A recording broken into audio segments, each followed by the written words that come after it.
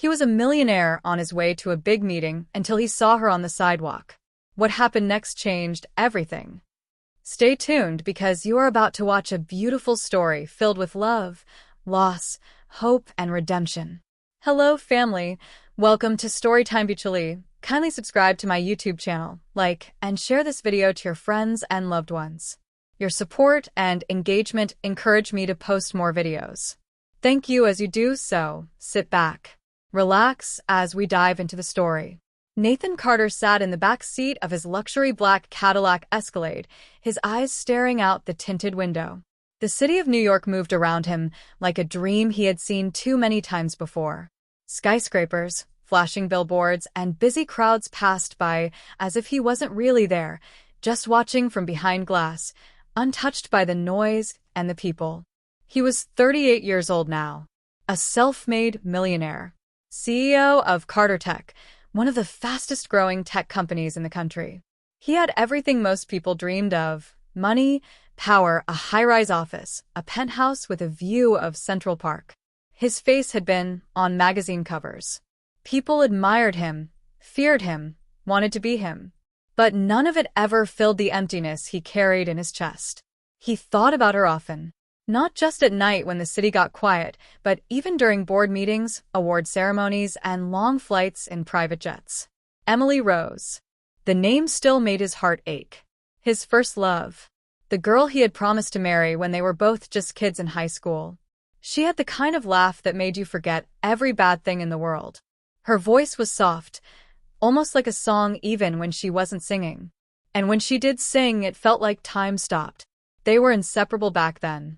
Two dreamers from a small town in Pennsylvania, promising the stars to each other. Then came college. Dreams pulled them in different directions. She left for Los Angeles to chase music. He stayed behind to build a future. They promised to stay in touch. But over time, the calls became rare. The letters stopped. She disappeared. He never stopped wondering what happened to her. And then it happened. That morning, his car slowed at a red light on 7th Avenue near 45th Street. It was supposed to be just another stop on his way to an early investor meeting. He looked out the window, bored, until his eyes landed on something. No, someone. A woman, sitting in a worn-out wheelchair by the corner sidewalk. Her clothes were old and too big for her small frame. Her shoes had holes. Her brown hair, streaked with gray, was tied in a loose, messy bun. She looked tired, her face lined with time and struggle. But what truly stopped him cold was her voice. She was singing, not loud, just softly, as if the music was for no one but herself. Her eyes were closed, face lifted gently to the morning sun. The song was Can't Help Falling in Love, and even though it was slow and quiet, every word was pure and full of emotion. It was a voice filled with pain, but also beauty. A voice he knew. Nathan leaned forward suddenly. "Stop the car," he said sharply. His driver, Michael, looked confused through the rearview mirror. "Sir? We're almost at." "Stop the damn car." The tires squealed a little as they came to a full stop near the curb. Nathan opened the door and stepped out, ignoring the curious stares from pedestrians. He walked toward the woman, heart pounding in his chest. As he got closer, his breath caught. It was her. The shape of her nose, the curve of her lips, the soft freckles on her cheek. It was Emily. She didn't see him. She just kept singing, her voice soft and broken. A small paper cup with a few coins sat near her feet. He stepped closer, unsure what to say. The girl who once dreamed of world tours and bright stages was now sitting on the street in a wheelchair, singing for strangers who barely noticed her. He stood in front of her and whispered, "Emily." Her singing stopped. She opened her eyes slowly and looked up. At first, there was confusion in her eyes. She stared at him as if trying to remember a face from long ago. Then her lips parted. "Nathan?" His name sounded like a breath, almost like a question. And just like that, 20 years of silence fell away. Time stood still. The sounds of the city faded. All he could hear was the echo of her voice and the weight of everything unsaid between them. She looked up at him from her wheelchair, and he looked down at her, heart heavy, eyes stinging with the truth. He had found her, but not in the way he ever imagined. And in that moment, nothing else in the world mattered. Nathan stared into Emily's eyes as if he was trying to pull her out of a memory. The noise of the city kept moving around them. Cars honking, people walking, distant voices shouting. But inside that moment, everything was still.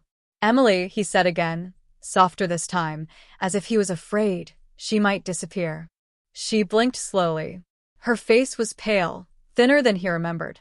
Her eyes were tired, like they hadn't truly rested in years. But there was no doubt now it was her. "Nathan," she said again, almost to herself. "Is it really you?" He gave a small nod, unable to speak for a moment. His throat felt tight. A lump had formed there, the kind that comes when emotions rise too fast. "It's me," he finally said, kneeling down so he was eye level with her. She looked confused.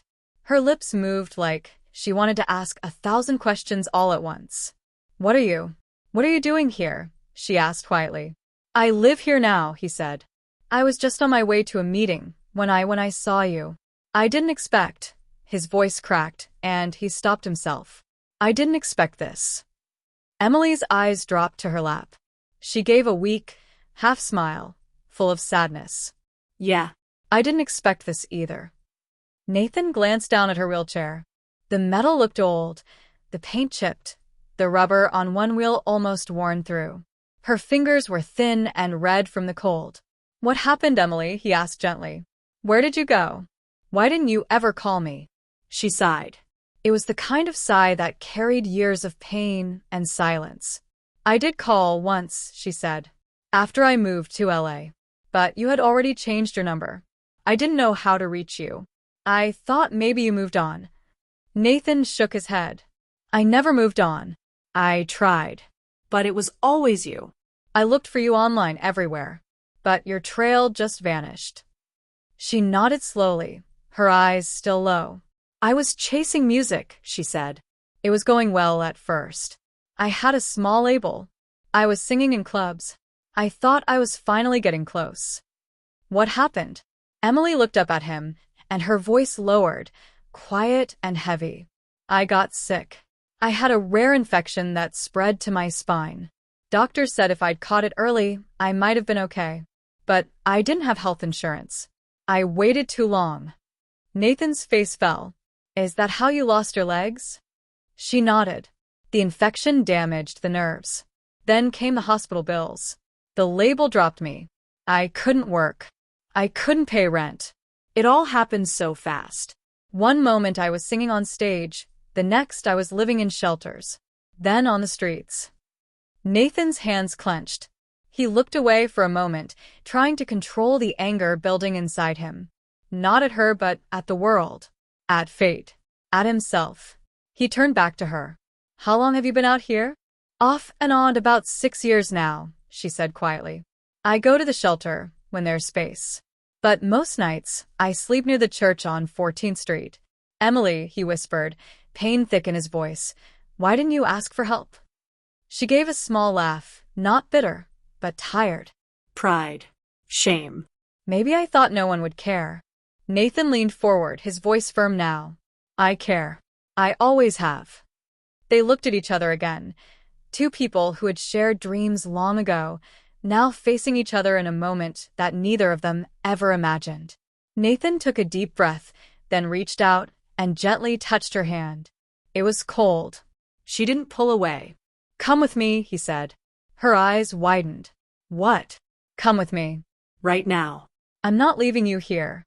"You don't have to do that, Nathan. I'm not your problem." He shook his head. "You're not a problem. You're Emily. The girl who once gave me a reason to believe in something.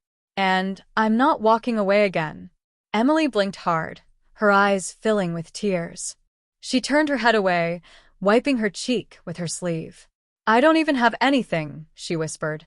"I don't even have shoes that don't hurt." Nathan stood up. Without a word, he reached into his jacket pocket and pulled out his phone.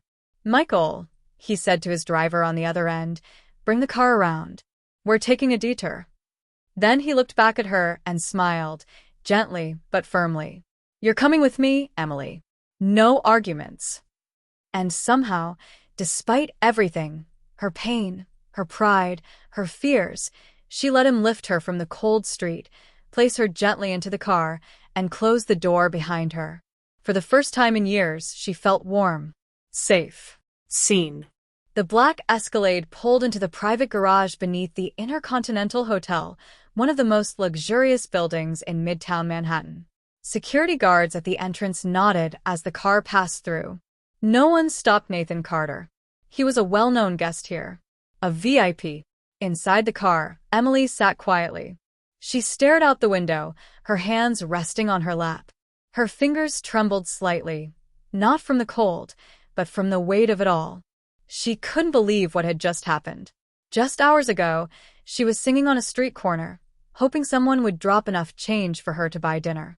Now she was sitting inside a Millionaire's SUV, wrapped in the soft scent of leather seats and expensive cologne.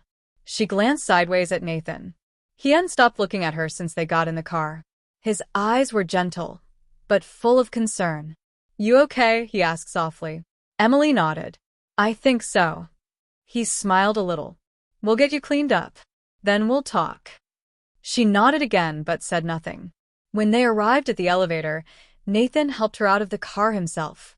He lifted her carefully into a sleeker, modern wheelchair provided by the hotel staff, one that rolled smoothly, without creaks or wobble. Emily looked down at it. "This feels strange," she whispered. "Just temporary," he said. "We'll get you something better tomorrow." The elevator doors opened, and Nathan pushed her inside. They rode in silence, all the way up to the 42nd floor. When the doors opened, Emily gasped. The hallway was lined with gold-tone lighting, soft carpets, and black marble walls. It didn't look like a hotel.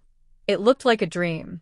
Nathan pushed her to the farthest door and unlocked it with a key card. The suite was massive. High ceilings. Floor-to-ceiling windows showing a glowing night skyline. A fireplace. Modern art on the walls. A white leather couch that looked untouched.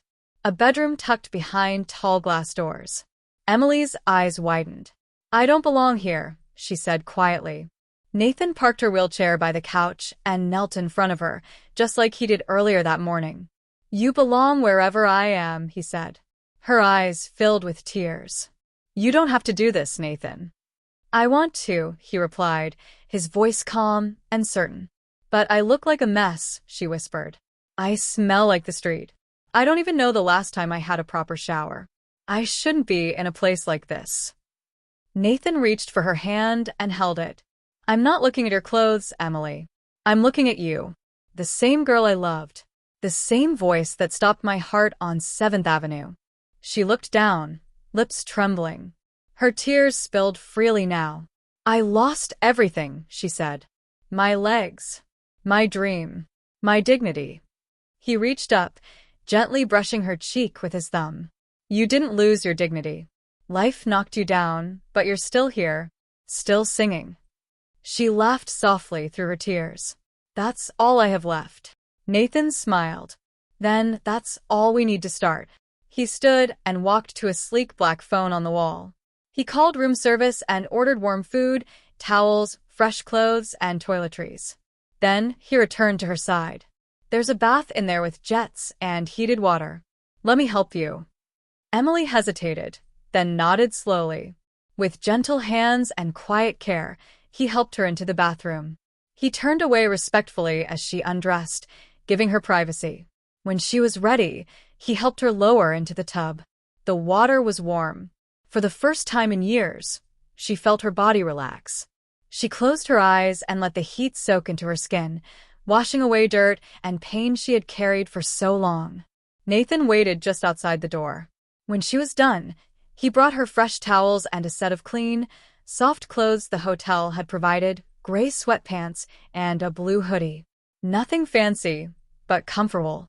An hour later, she rolled back into the living room. Her face was clean, her hair washed and tied back. The difference was incredible. Nathan stood up as she entered. He smiled wide. "There she is." Emily looked down shyly. "Still just me." "Exactly," he said. They ate dinner together, grilled chicken, mashed potatoes, and steamed vegetables. Nothing too rich. Emily ate slowly, but with deep appreciation. After dinner, they sat on the couch, facing the windows. The city lights sparkled outside like a sea of stars. Yellow taxis, skyscrapers, streetlights. I used to imagine this view when I was younger, Emily said. When I lived in that little apartment in LA.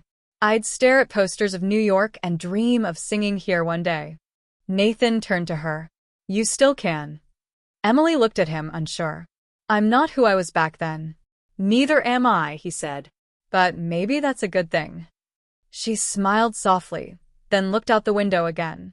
The silence between them was warm, not awkward. Comfortable. Like two people who didn't need to fill every moment with words. Then she said quietly, Why did you never stop looking for me? Nathan's answer came fast, without hesitation. Because I never stopped loving you. Emily turned to him, her eyes glassy. I thought I was forgotten. You were never forgotten, Emily rose. And in that peaceful moment, with the world quiet and the city glowing beneath them, something broken inside her began to heal. It wasn't just the bath, or the food, or the soft clothes. It was being seen again. It was being remembered. It was being loved. The next morning, sunlight poured through the tall windows of the hotel suite, bathing everything in soft gold. Emily stirred from the plush couch, where she had slept wrapped in a warm blanket. For the first time in years, she had slept through the night without cold air creeping in or noise waking her up. She blinked slowly, her body still sore, but peaceful. Nathan was already awake. He stood by the kitchen island in a white shirt, sleeves rolled up, pouring fresh orange juice into 2 glasses. Morning, he said, turning toward her with a smile. Emily sat up slowly. Morning. She rubbed her eyes. I can't remember the last time I slept that well. He brought a tray to her, scrambled eggs, toast, fruit, and juice. Eat first. Then we talk about what comes next. Emily hesitated. Nathan, I still don't know if. No, he said gently but firmly. No more living on sidewalks. No more cold nights. No more being invisible. She looked down. But you don't owe me anything. He pulled a chair closer and sat across from her. I'm not doing this because I owe you something, he said. I'm doing it because I want you to have your life back. Because I still care. And because, truthfully, I need to do this as much as you do. Emily didn't speak for a while. She picked at the toast with her fingers, thinking. Her voice was small when she asked, Where would I even go? Nathan leaned forward. You'll stay at a new apartment. One I'll take care of for now. It's quiet, close to mine, and wheelchair-friendly. I had it designed for my mother before she passed. It's empty now, and it's yours if you want it. Emily's eyes widened. You do that? He nodded. It's not charity. It's a fresh start. Her voice cracked. I've forgotten what that feels like. Later that morning, Nathan took her shopping for new clothes. They went to a quiet boutique on the Upper West Side. He asked the staff to close the store early, just for her. The shop assistant, a kind woman named Tracy, helped Emily find soft sweaters, simple dresses, and easy slip-on shoes.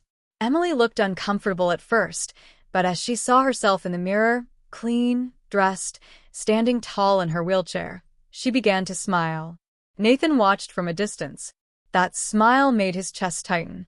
In the afternoon, they visited the apartment. It was on the 3rd floor of a quiet building with large windows and warm wood floors. A wheelchair lift led from the sidewalk to the front door. Inside, there was a piano by the window, still clean and polished. I had it tuned every few months, Nathan said. I was hoping someone would play it again. Emily rolled over to it and gently touched one of the keys. A single note rang out. Clear. Pure. Tears filled her eyes.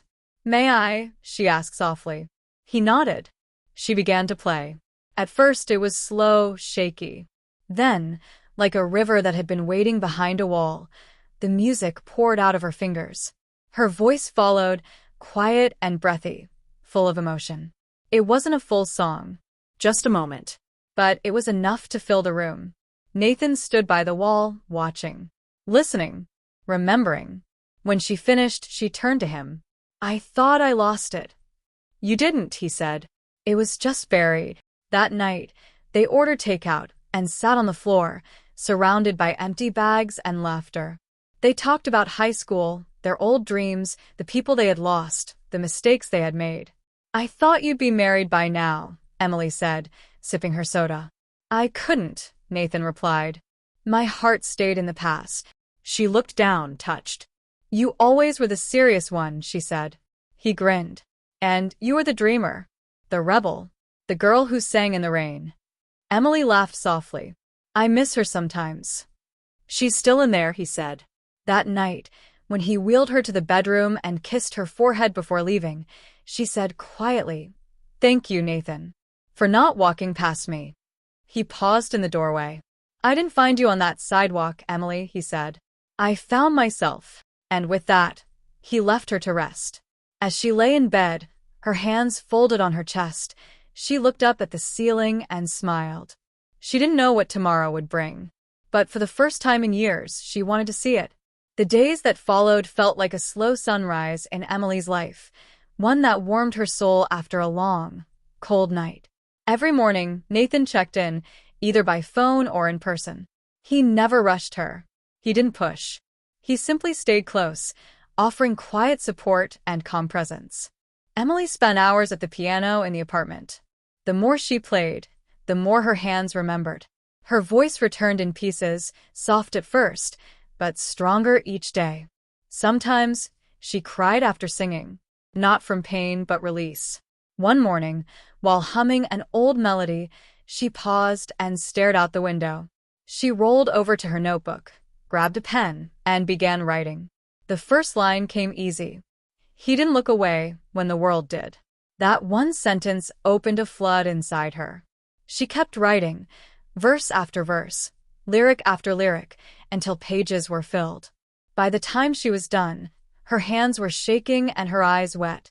But she knew. She had written something real, something personal, a song. And she knew its name before she wrote the title. Nathan. That evening, she called him. "I want to record something," she said. Nathan's voice lit up. "A new song?" "Yes. It's about everything. You. The day you found me." He didn't speak for a moment. Then softly, "Say the word. I'll make it happen." 3 days later, she sat inside a recording studio in Brooklyn. Nathan had called in a favor from an old friend, Marcus Reed, a quiet, humble producer who once worked with Grammy-winning artists before retiring early. Marcus was in his 50s, with gray dreadlocks and a calm voice. He listened to Emily sing just one line and nodded slowly. "She's the real deal," he said to Nathan. "Raw, honest, beautiful." Emily was nervous at first, her hands shaking slightly as she placed them on the piano keys inside the soundproof room. The red light came on. She closed her eyes and sang. The studio fell silent. Even the technicians in the back leaned forward in their chairs. Emily's voice wasn't perfect, but it didn't need to be. It was filled with something greater than perfection. Truth. The lyrics told a story. A girl with stars in her eyes who chased her dream until the world turned cold. A man who found her again, not as a savior, but as someone who remembered who she truly was. A moment on the sidewalk that became the start of everything. She finished the last line in a whisper. "And when I was lost, he called my name." He didn't walk past. He stayed. When she finished, the room remained silent for a moment. Then Marcus whispered, "That's not just a song. That's a witness." Nathan stood behind the glass window, hands in his pockets, eyes misty. He couldn't speak. The song was released quietly online, just as a demo. No big label. No expensive marketing. Just raw music from a woman in a wheelchair singing at a piano. But something happened. People heard her. The views climbed into the thousands, then hundreds of thousands. Comments poured in. "This made me cry. I've never felt so seen in a song. Who is this angel? More, please." A major podcast featured her story. Then, a morning news show asked for an interview.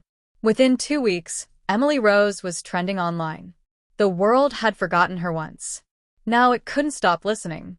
One afternoon, she sat in her new apartment, reading letters from fans, some handwritten, some emailed. A young girl from Ohio had written, "I was going to give up on life, but your song reminded me that people can still care." Emily held the letter to her chest and closed her eyes. She remembered the cold nights, the hunger, the shame.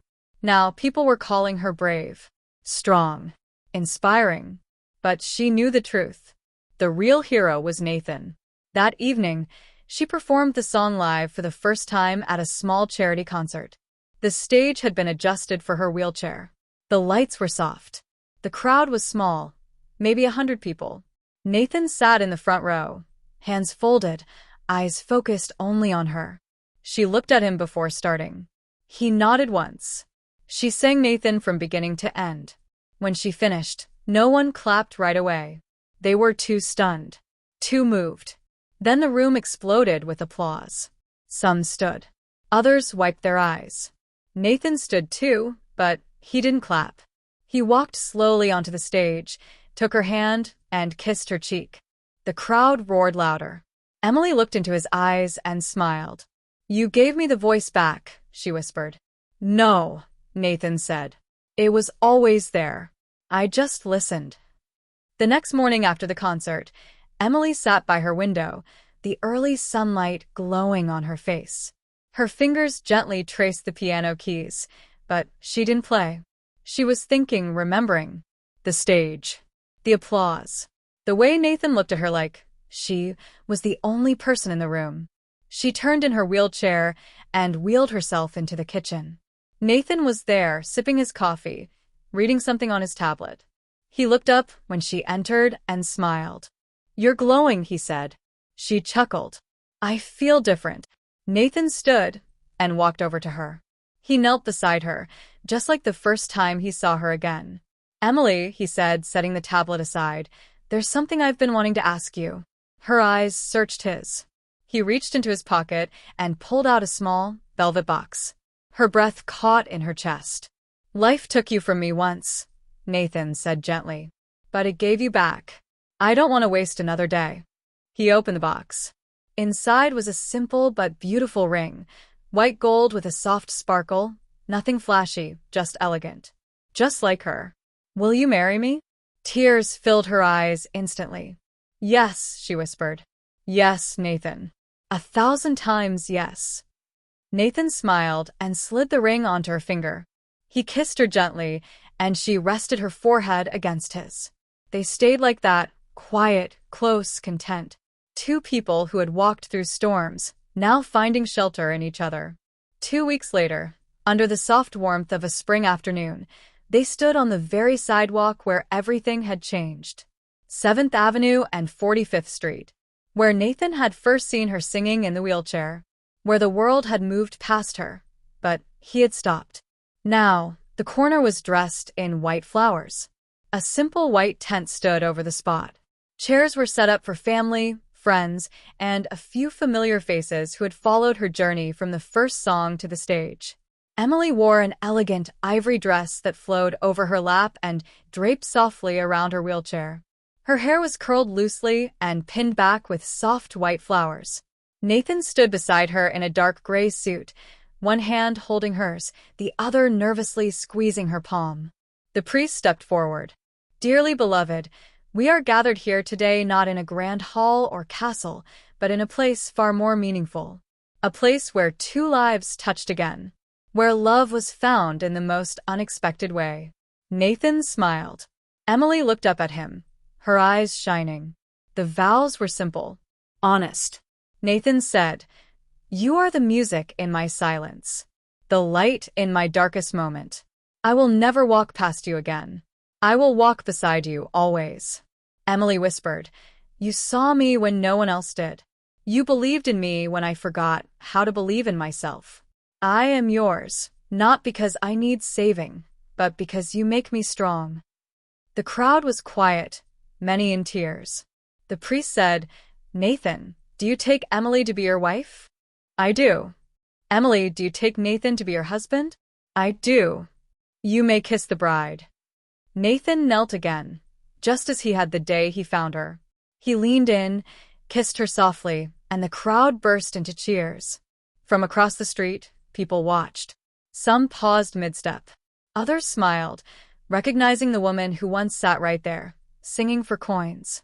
Now, she was a bride, a queen. And Nathan? He wasn't just a millionaire. He was the man who stopped. The man who saw. After the ceremony, there was no big party, no fancy ballroom. Instead, they invited guests to a small park nearby where food trucks served burgers, tacos, and ice cream. There was music playing live, soft jazz, and laughter in the air. Emily sang one song, not for the crowd, but for Nathan. The same song she wrote for him, Nathan. Only this time, she sang it not from pain but from love. He stood nearby, hands folded, eyes full of joy.